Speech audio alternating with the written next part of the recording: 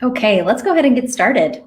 Hi, everyone. My name is Susie, and I'm here with my colleague, Dr. Robert Porter from the National Capital Poison Center.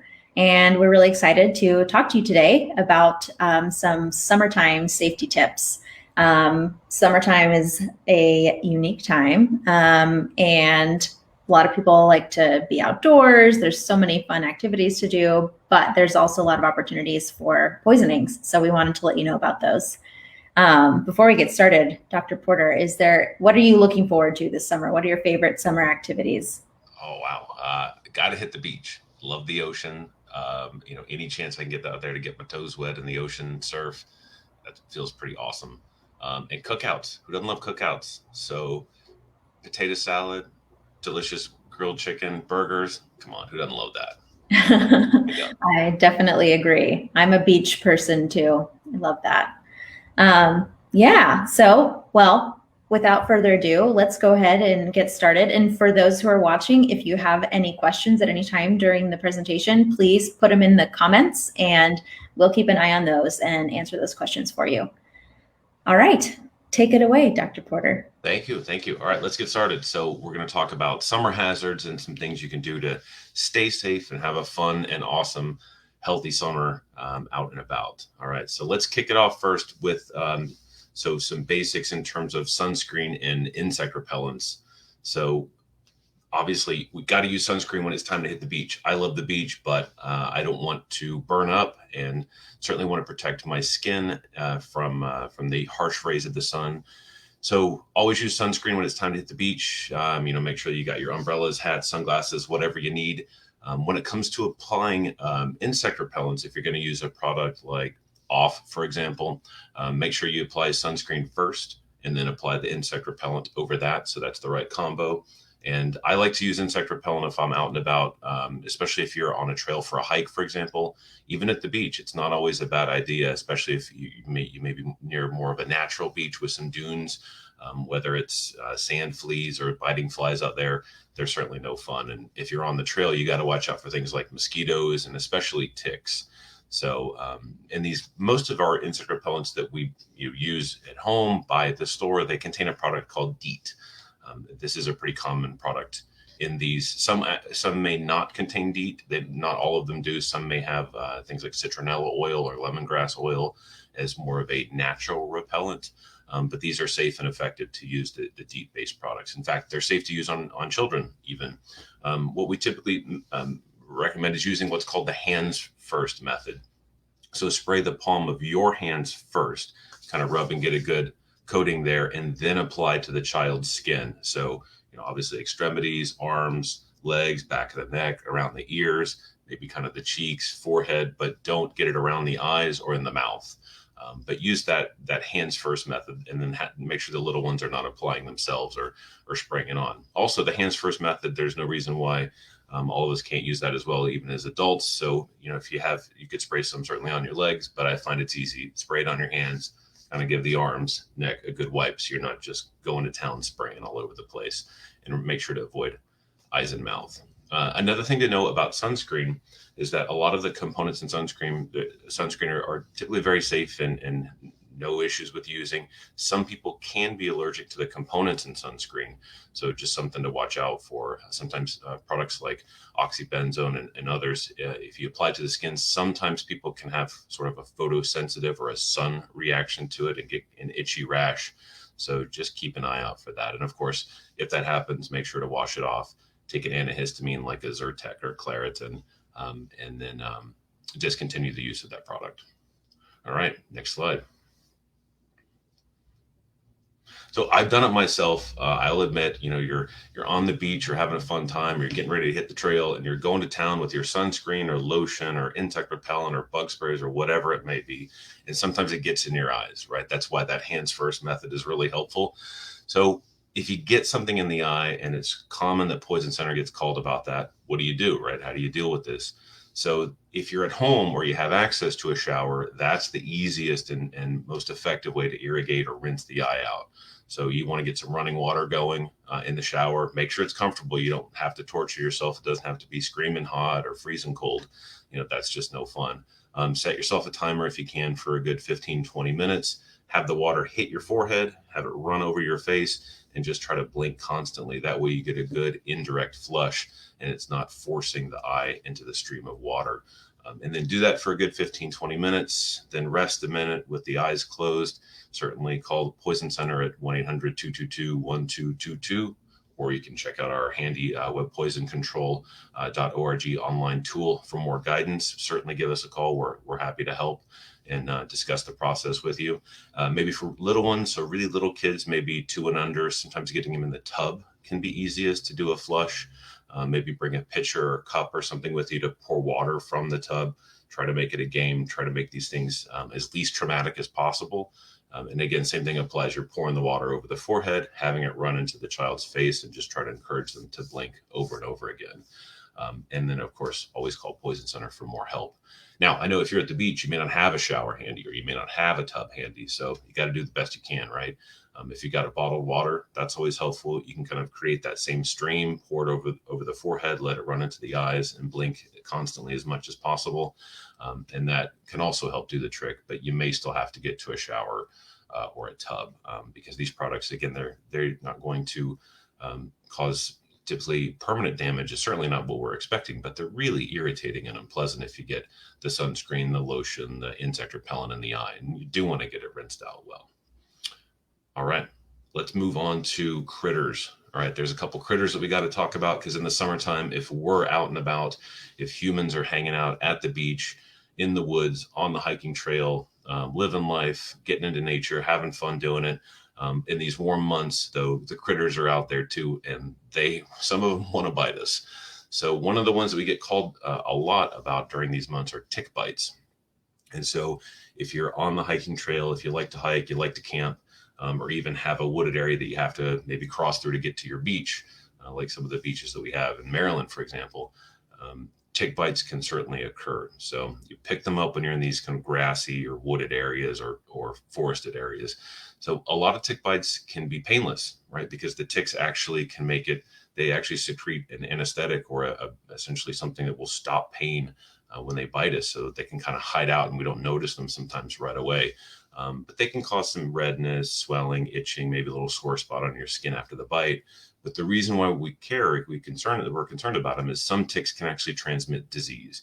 So things like Lyme disease, for example, Rocky Mountain spotted fever, which certainly are not the only two, but they're two of kind of the primary diseases that we see here in the U.S. when it comes to tick bites. So all that said, if you're out and about in the woods, you're doing a hike, you're hanging out in nature, if you see a tick, remove it as carefully and as quickly as you possibly can. You want to, if you have some forceps or tweezers, what you would do is you grip the tick, and I've got a picture up there. You're gripping the tick as close to the skin as possible, and everything's done really gently. You want to avoid twisting, squeezing, or crunching the tick because that's never recommended. Kind of grip the mouth part of the tick and just gently pull straight up in a slow, steady motion.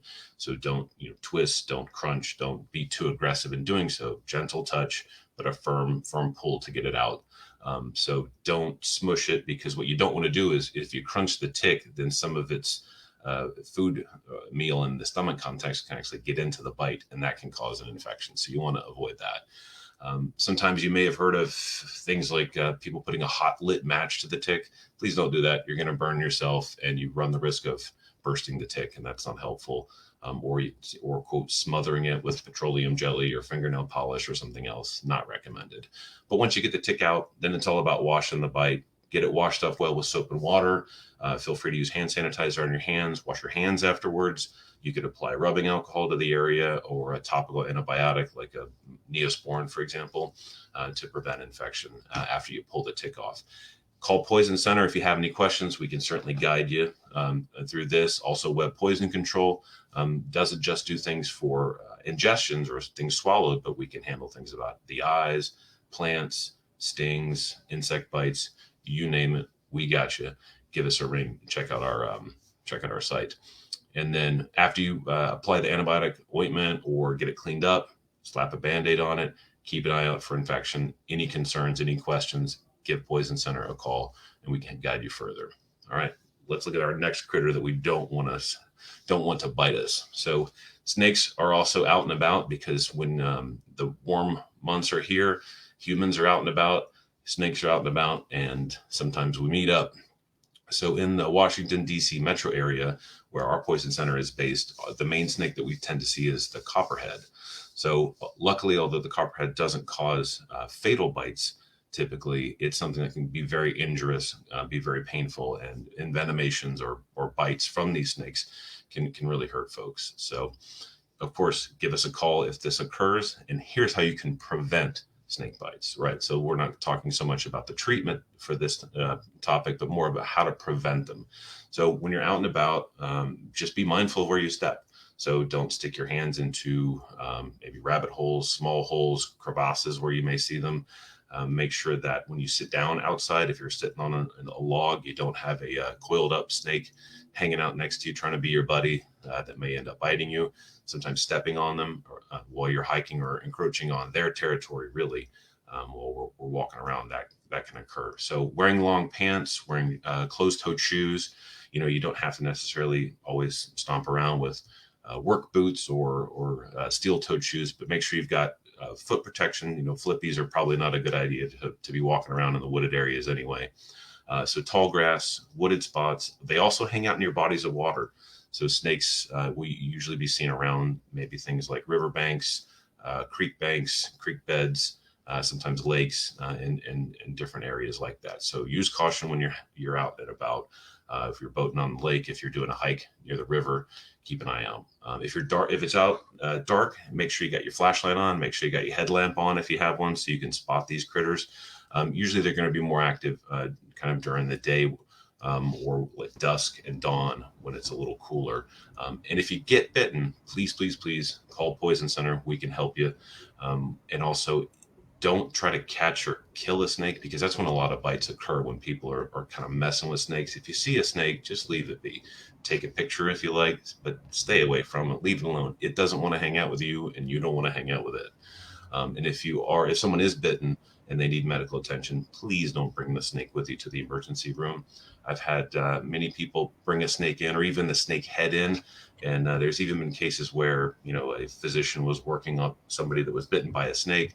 Someone brought the head in a box. Somebody stuck their hand in the box and accidentally pricked themselves on the snake's fangs, and they got envenomated or essentially bitten as well. So please don't bring the snake with you. The nurses and doctors there, they don't want to hang out with the snake either. So That's crazy. Yeah, I just saw about this time last year. I was hiking and I ran into 3 copperheads on the trail, and so you're completely correct. Being aware of your surroundings is the most important step. None of them, they weren't interested in me, but I definitely was glad that I saw them and was able to avoid them. So, yeah.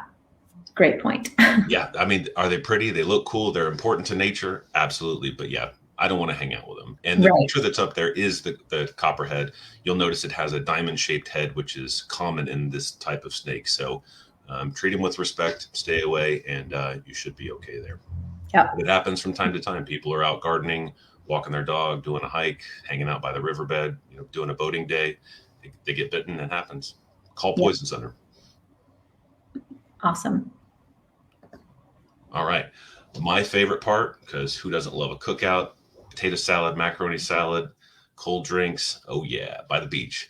So be safe when you're having a picnic or you're doing some summer cookouts. Make sure to avoid cross-contamination when you're cooking or preparing food. And what that is would be if you've got a tray full of raw burger meat or burger patties or fish or whatever you have, make sure that raw food and utensils used on raw food, whether that's cutting boards, the forks, the knives, whatever, it doesn't come into contact with the raw food and then get used on the ready to eat stuff. So don't use the same knife that you use to, cut the raw burgers with and then dip it in my macaroni salad, because then we're having words, because you've just messed up my macaroni salad, and I like my macaroni salad. So keep your cold foods cold, keep it chilled, keep them safe, keep them in a cooler. In the shade if you can is always good. The rule of thumb that we try to use is that if you don't consume your perishable foods that have been left out in the sun for more than 2 hours, or they're not in the cooler, it doesn't go back in the cooler. Somebody accidentally leaves grandma's delicious potato salad out for a couple hours. And if it's over 90 degrees outside after about an hour, your best bet is to just discard it, because the moisture and the heat is just going to create an environment that bacteria can grow, and nobody wants to get sick after eating grandma's delicious award-winning potato salad. So also, when you've got your cooler and you've got your cold packs and ice packs in there, sometimes after use, they break down, they get old, they crack. The gel can leak out, and sometimes you can get on the food, or kids will play with it and taste it. The gel inside is not toxic in the reusable ice packs and cold packs. The ones that you use instantly, like if you crack them or break them, which really aren't used for transporting food anyway, that can be a different animal. Definitely call the Poison Center for more specifics and if that occurs. Although it's pretty nasty and no one really wants it in terms of the reusable ice pack gel. If it leaks out, it's not going to hurt anybody. It just tastes pretty bad. So just be careful. If you got a leaking old one, just chuck it, toss it out. All right, and then our next slide. So if we're cooking out, we're making some delicious burgers on the grill, throwing some delicious hot dogs on there, because I forgot about that. It doesn't love hot dogs in the summer. If you've got lighter fluid, or you're using maybe tiki torches or citronella candles or something like that that has either lighter fluid or torch fuel, please, please, please keep these products always in their original container, because we get so many calls in the summertime. People are camping, people are out cooking out, which is awesome and fun. But if you put these products in a Gatorade bottle, a drink bottle, soda bottle, water bottle, it almost always happens that someone's going to pick it up and mistake it for a drink. And they'll take a big swig. And sadly, if you get coughing and vomiting after that, the products can go into the lungs. And that's what we get concerned about when these products are swallowed. I mean, not only are they extremely irritated, if they splash on the skin, they could cause a chemical burn if left there and not washed off. But we don't want to get these products into our lungs. And that's a huge concern, especially with little ones running around the cookout, the campsite, whatever it may be. So please don't keep these products outside of their original container. Do not put them in drink bottles, etc. And if this happens, please call the Poison Center, because a lot of times people will need emergency room evaluation for these kind of situations. Not always, but a lot of times it's going to happen. So please, please, please. And that includes other products that have hydrocarbons in them, not just your lighter fluid and torch fuel, but if it's gasoline, if it's paint thinner, if it's lamp oil, any of these, of course, keep them away from children, pets, and open flames for sure, because the vast majority of these are going to be flammable too. So, all right. Yeah, great point. And I also want to point out, on our website, poison.org, we have a lot of articles about a lot of other hydrocarbons as well. So if that's something that you're curious and want to learn more about, you can go on poison.org and search for hydrocarbons, and we have several articles about that. So always great way to keep learning. Absolutely. Absolutely. All right. And then, so that's all of our topics for today. For more safety tips, again, some great references I put up here. So check out National Capital Poison Center, look at poison.org, check out webpoisoncontrol.org. We've got poison prevention tips by the months, by the season. Sign up for the Poison Post, which is our quarterly newsletter, which is going to have awesome tips in terms of seasonal hazards, poison prevention. I put a link up there for the Off Insect Repellent Company. They actually have a really cool website that is very handy, has some little videos on how to properly use the hands first method, how to apply the repellent to adult skin, to children's skin, and to use safely. And they also kind of bust some myths in terms of using these products. And that, again, it's safe to use in kids if done correctly. And I put a link for CDC's website. They have some really good information on not only summer hazards, but also how to prevent tick bites and what to do, including the image that I posted earlier, how to remove a tick safely, and then what to do, how to dispose of a tick properly if it bites you. And their recommendation is to actually flush it down the toilet, because if you pull it out and you leave it sitting out and it's still alive, I don't know, you may get another visit. So cost the tick is what the CDC says. So there's some links. Check them out. Any questions, please call your Poison Center 24/7. We're here to help, and enjoy your summer and have a safe and awesome time at the beach. Awesome. That was so great. Thank you so much, Dr. Porter. Of course. I just think those topics are so important.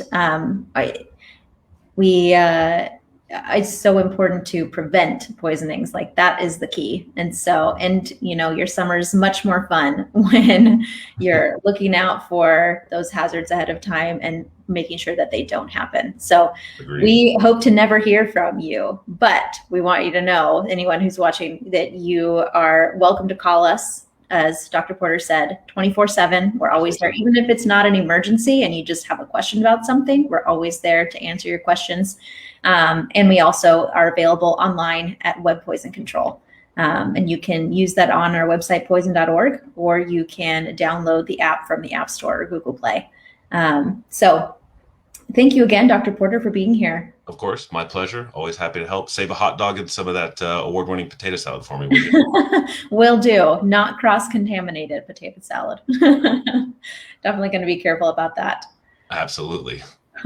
Well, have a wonderful afternoon and have a great summer. All right. Take care. See you. Bye.